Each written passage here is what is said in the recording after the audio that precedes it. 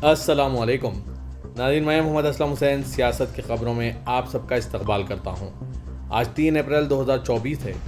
Islamic तारीख के हिसाब से आज 23 रमज़ान मुबारक 1445 हिजरी है। पेश है आज की कुछ अहम खबरें। Chief justice of India D.Y.. Chandrachud ने मुल्क की बड़ी तफ्तीशी एजेंसियों को मशवरों से नवाजा है। उन्होंने कहा कि मुल्क की बड़ी तफ्तीशी एजेंसियों को सिर्फ इन मुकदमात पर तवज्जो मरकूज़ करनी चाहिए जिनमें कौमी सलामती और कौम के खिलाफ जराइम शामिल हों।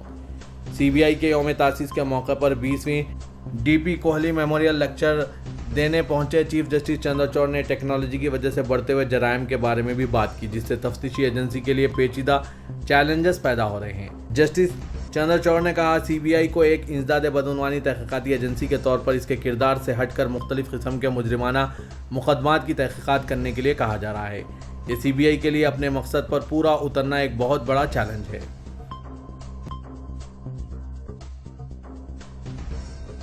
सुप्रीम कोर्ट ने आम आदमी पार्टी के लीडर और राज्यसभा के मेंबर संजय सिंह को दिल्ली आबकारी पॉलिसी मामले में बिलाखिर 6 माह बाद जमानत दे दी।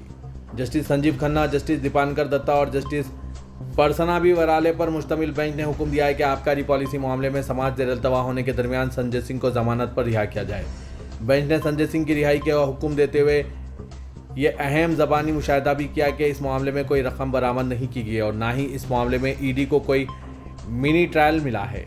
अदालत ने इस बात को भी नोट किया कि सरकारी गवाह दिनेश अरोड़ा के कम से कम 9 ऐसे बयानात हैं जिनमें संजय सिंह पर कोई इल्ज़ाम आयद नहीं किया गया है। अदालत ने यह वाज़ेह कर दिया कि संजय सिंह रिहाई के बाद अपनी सियासी सरगर्मियों को जारी रख सकते हैं। बिहार के मुजफ्फरपुर से गुज़िश्ता आम इंतखाबात में मुसलसिल दूसरी बार लोकसभा पहुंचे बीजेपी के रुकने पार्लियामेंट अजय निषाद ने बीजेपी छोड़कर कांग्रेस पार्टी में शमूलियत इख्तियार कर ली है। निषाद ने पार्टी हेडक्वार्टर्स में पवन खेड़ा, बिहार उमूर के इंचार्ज मोहन प्रकाश, बिहार रियासती कांग्रेस के सदर अखिलेश प्रताप सिंह और दीगर लीडरों की मौजूदगी में एक प्रेस कॉन्फ्रेंस के दौरान कांग्रेस में शमूलियत इख्तियार कर ली। उन्होंने इस मौके पर कहा कि बीजेपी अनापरस्त पार्टी हो गई है, इसलिए हम जैसे ज़मीन से जुड़े कारकुन वहाँ नहीं रह सकते।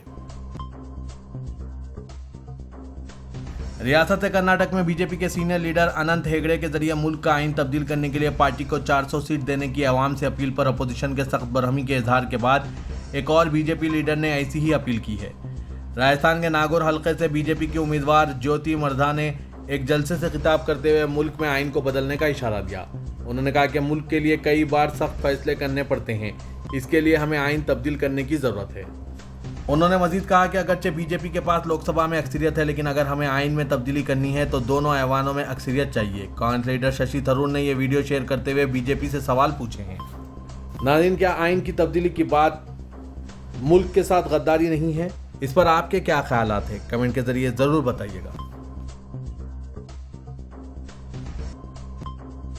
दिल्ली हुकूमत की सीनियर वजीर आतिशी ने एक सनसनीखेज दावा किया है कि इन्हें इनके करीबी शख्स के जरिए बीजेपी में शामिल होने की पेशकश की गई थी और यह धमकी दी गई थी कि अगर वो बीजेपी में शामिल नहीं होती हैं तो इन्हें जेल जाने के लिए तैयार रहना चाहिए। आतिशी ने यह संगीन दावा भी किया कि अगले चंद दिनों में कुछ और आम आदमी पार्टी लीडरों को गिरफ्तार किया जाएगा। आतिशी ने कहा कि वज़ीर-ए-आज़म और बीजेपी ने अपना जहन बना लिया है कि वो आम आदमी पार्टी और इसके तमाम लीडरों को कुचल कर इन्हें ख़त्म करना चाहते हैं। आतिशी ने एक प्रेस कॉन्फ्रेंस से खिताब करते हुए कहा कि आम आदमी पार्टी की सीनियर क़यादत हिरासत में है, लेकिन रामलीला मैदान में लाखों लोगों की आमद के बाद और सड़कों पर आम आदमी पार्टी की जद्दोजहद के बाद बीजेपी आने वाले वक्त में 4 बड़े लीडरों को जेल भेज सकती है। आने वाले दिनों में मेरी रिहायशगाह पर ED का छापा भी मारा जाएगा, साथ ही मेरे अजीज़ और क़रीब के घरों पर छापे मारे जाएंगे। हम सबको समन भेजे जाएंगे और फिर हमें गिरफ्तार कर लिया जाएगा।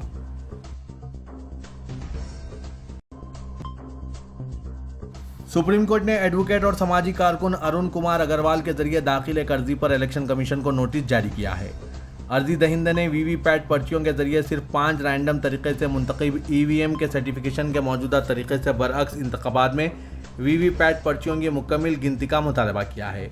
इस अर्जी पर जस्टिस BR गोई की क़यादत वाली बेंच ने अर्जी दहिंदे की नुमाइंदगी कर रहे सीनियर वकील गोपाल शंकर नारायण की दलीलें सुनने के बाद इलेक्शन कमीशन ऑफ इंडिया से जवाब तलब किया है।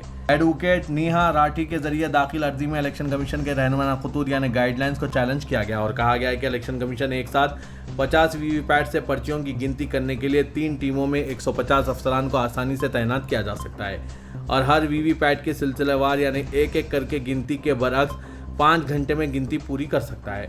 अर्जी गुजार की दलील के खिलाफ इलेक्शन कमीशन ने अपनी दलील में कहा कि वीवीपैट की पर्चियों की गिनती में 250 घंटे यानी तकरीबन 11 से 12 दिन लगेंगे।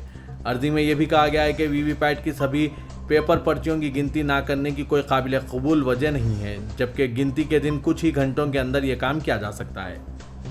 इसके बाद कोर्ट ने नोटिस जारी कर दिया है।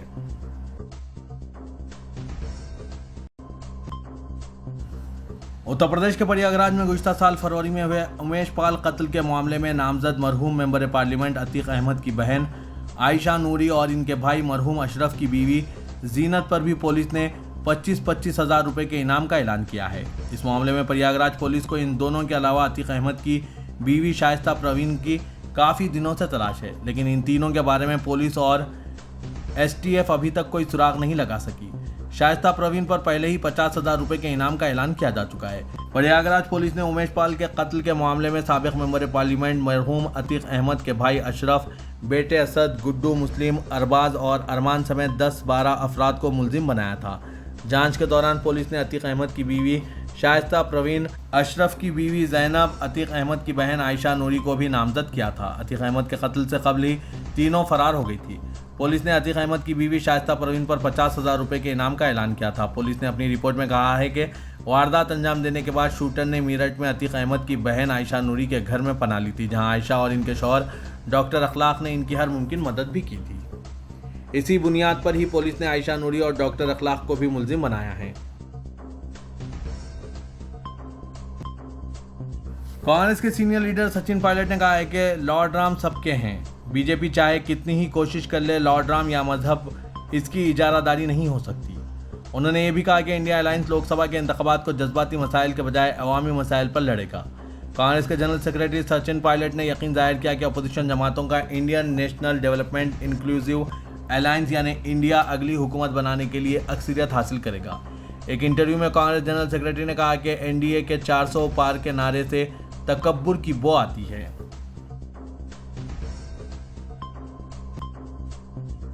मुख्तार अंसारी के इंतकाल के बाद पहली बार मुख्तार अंसारी के छोटे बेटे उमर अंसारी ने जेल में महरूस अपने भाई अब्बास अंसारी से कासगंज जेल में मुलाकात की। साथ ही अब्बास अंसारी की जोजा निखत बानू भी थी। दोनों कासगंज जेल पहुंचे। उन्होंने अब्बास अंसारी से तकरीबन 50 मिनट मुलाकात की और इसके बाद रवाना हो गए। इस दौरान मीडिया से बात करते हुए उमर अंसारी ने भाई की जमानत के लिए कोशिश करने की बात कही। मुख्तार अंसारी के छोटे बेटे उमर अंसारी कासगंज जेल में बंद अब्बास अंसारी की जोजा निखत बानू के साथ कासगंज की पिछलाना जेल पहुंचे। यहां उन्होंने ज़ाब्ते के मुताबिक पहले पर्ची कटवाई और मुलाकात का वक्त लिया।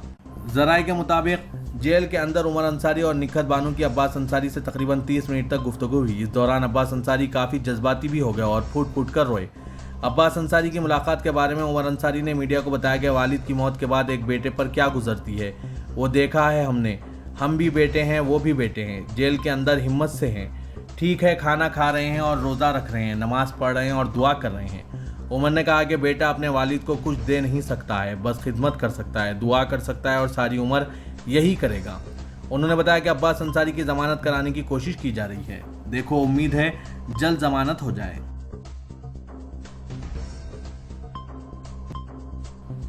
जमात रज़ाए मुस्तफ़ा के मीडिया इंचार्ज मोइन खान ने कहा कि सोशल मीडिया पर कुछ पोस्ट वायरल हो रही है। ये पोस्ट पुलिस के ग्रुप की बताई जा रही है। इन पोस्ट में मरहूम अतीक अहमद, मरहूम मुख्तार अंसारी और अब आज़म खान के बारे में काबिल एतराज़ तबसरे किए जा रहे हैं। दावा किया जा रहा है कि ये पोस्ट एक पुलिस एहलकार ने अपने कुछ साथियों के जरिए बनाए गए ग्रुप में पोस्ट किया है, जो अब सोशल मीडिया प्लेटफॉर्म पर बहुत तेज़ी से वायरल हो रहे हैं। मौसूला मामलात के मुताबिक बताया गया है कि कांस्टेबल की शिनाख्त साबिक MLA पप्पू भरतुल के साबिक गनमैन के तौर पर की गई है। इस वक्त कांस्टेबल की पोस्टिंग SSP दफ्तर में बताई जा रही है। जमात रज़ाए मुस्तफ़ा के अहदेदारों ने स्क्रीनशॉट्स लेकर पुलिस में शिकायत दर्ज कराई है। इस शिकायत में काबिल एतराज़ स्क्रीनशॉट्स भी मरतब किए गए हैं। जमात के अहदेदार मोइन खान ने मुतालबा किया है कि इस पोस्ट की तहकीकात के बाद ऐसी गंदी जहनीत रखने वाले और उत्तर प्रदेश पुलिस को बदनाम करने वाले कांस्टेबलों के खिलाफ कानूनी कार्रवाई के साथ साथ महकमा जाती कार्रवाई भी की जाए। कांस्टेबल के जरिए चलाए जाने वाले पहले ग्रुप का नाम 856 उत्तर प्रदेश पुलिस और दूसरे ग्रुप का नाम 856 सीनियरिटी मामला है। ये दोनों ग्रुप पुलिस एहलकारों ने बनाए हैं और इनमें मजहबी जज्बात भड़काकर काबिल एतराज़ पोस्ट की जा रही है।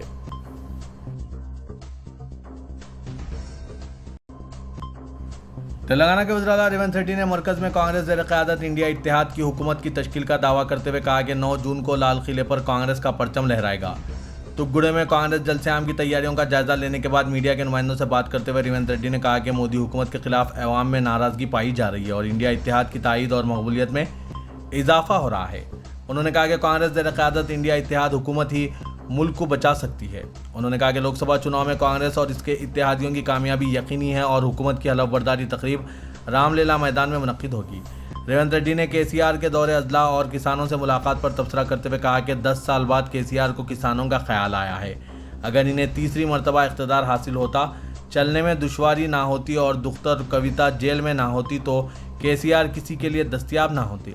शिकस्त से बौखलाहट का शिकार होकर केसीआर लोकसभा चुनाव में फ़ायदा हासिल करने अवाम के दरमियान पहुंच चुके हैं।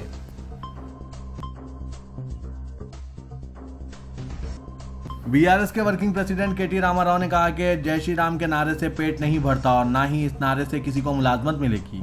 हमें जज्बात की नहीं, नौकरियों की ज़रूरत है। मेरचल हल्के लोकसभा में बीआरएस के तौसी इजलास से खिताब करते हुए केटीआर ने इन ख्यालात का इजहार किया। केटीआर ने कहा कि रियासत तेलंगाना में अगर कोई सेक्युलर पार्टी है तो वो केसीआर की क़यादत वाली बीआरएस पार्टी ही है। समाज के तमाम मज़ाहिब का यकसा एहतराम करने वाली बीआरएस पार्टी है। केटीआर ने कहा कि नारा देने से किसी का पेट नहीं भरता, नौजवानों को समझाने और मनाने की ज़रूरत है क्योंकि ये नारा किसी नौजवान को रोज़गार नहीं देगा। नौजवान असल को जज्बाती नारे नहीं, मुलाजमतें चाहिए।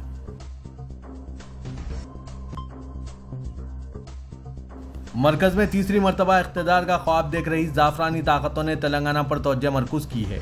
शुमाली हिंद की रियासतों में अवामी मकबूलियत में कमी के ज़ेर असर बीजेपी ने जनूबी हिंद की रियासतों को अपने मजबूत गढ़ में तब्दील करने की मनसूबाबंदी शुरू कर दी है। बीजेपी और संघ परिवार की तंजीमें मिशन तेलंगाना के तहत लोकसभा की 10 नशिस्तों पर ज़ाफ़रानी परचम लहराने की तैयारी कर रहे हैं। बीजेपी जिसके गुज़िश्ता लोकसभा में तेलंगाना से 4 अरकान थे, वो मजीद 6 का इजाफा करना चाहती है ताकि आइंदा असम्बली इंतखाबात में एक मजबूत ताकत बनकर उभर सकें और तश्कील हुकूमत में बीजेपी की हिस्सेदारी रहे। बीजेपी चाहती है कि दीगर रियासतों में गैर बीजेपी हुकूमतों को जिस तरह गैर मुस्तकीम किया गया, उसी तरह तेलंगाना में भी हुकूमत साजी में उसका अहम रोल रहे। लोकसभा की 10 नशिस्तों पर कामयाबी का मंसूबा कई एतबार से बीजेपी के इरादों को जाहिर करता है। तेलंगाना मुल्क की वाहिद रियासत है जहाँ फ़िरका परस्त ताकतों के लिए कोई जगह नहीं है और अवाम ने कभी भी बीजेपी और इसकी मुल्हिका तंजीमों की हौसला अफजाई नहीं की। 10 लोकसभा हलकों पर ज़ाफ़रानी परचम लहराने के लिए बीजेपी अवाम से रुजू होकर वोट मांगने के बजाय हिंदुत्व एजेंडा और फ़िरक़े वाराना कशीदगी का सहारा ले रही है। पार्टी ने आइंदा 2 माह के दौरान 10 पार्लिमानी हलकों में फ़िरक़े वाराना कशीदगी के जरिए हिंदू वोट बैंक मुस्तहकीम करने की तैयारी की है। मौसूल राय के मुताबिक बीजेपी के निशाने पर मौजूद 10 लोकसभा हलकों में आदिलाबाद, निज़ामाबाद, ज़हीराबाद, मलकाजगिरी, चेवड़ला, महबूबनगर, सिकंदराबाद, नागर कर्नूल, मेदक और करीमनगर शामिल हैं। ये तमाम हल्क़ाजात ऐसे हैं जहाँ 50% शहरी इलाके हैं और बीजेपी को फ़िरक़े वाराना एजेंडा आम करने में दुश्वारी नहीं होगी।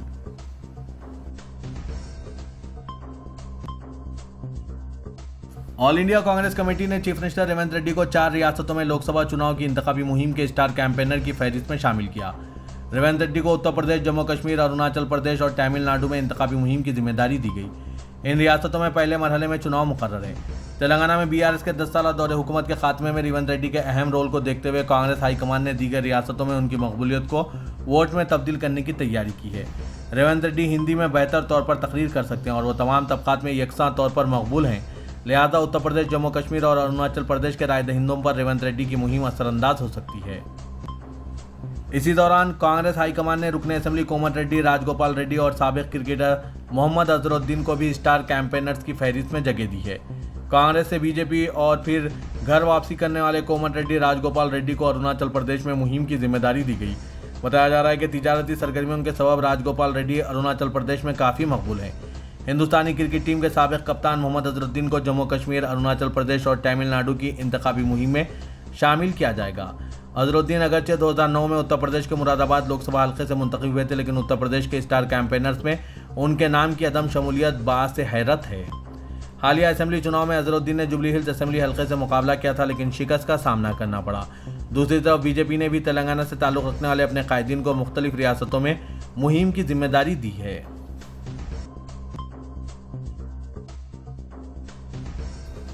तेलंगाना के वजीर सिविल सप्लाई व आपाशी उत्तम कुमार रेड्डी ने कहा कि तेलंगाना की कांग्रेस हुकूमत शहरी तरमीमी एक्ट यानी CAA या national register of citizen NRC पर अमल नहीं करेगी। उन्होंने कोडार में मुनक़िदा दावत इफ्तार से खिताब करते हुए जोर देते हुए कहा कि तेलंगाना में कांग्रेस के बरसर इख्तियार आने से जमहूरियत और सेक्युलरिज्म की बहाली हुई है। उन्होंने कहा कि पेशरो बीआरएस दौर में अक़लियतों को दबा कर रखा गया था और इन्हें नज़रअंदाज किया गया था। इनसे किए गए वादों बशमूल 12% मुस्लिम तहफ़्फ़ुज़ात के वादे का एहतराम नहीं किया गया। अक़लियतों को तमाम सतहों पर इम्तियाज़ का इस वक्त सामना करना पड़ा जब बीआरएस इक़्तिदार में थी। उन्होंने कहा कि केसीआर फर्जी सेक्युलर थे जिन्होंने गुज़िश्ता 10 सालों के दौरान तेलंगाना में बीजेपी और आरएसएस की जड़ों को मुस्तहकम किया।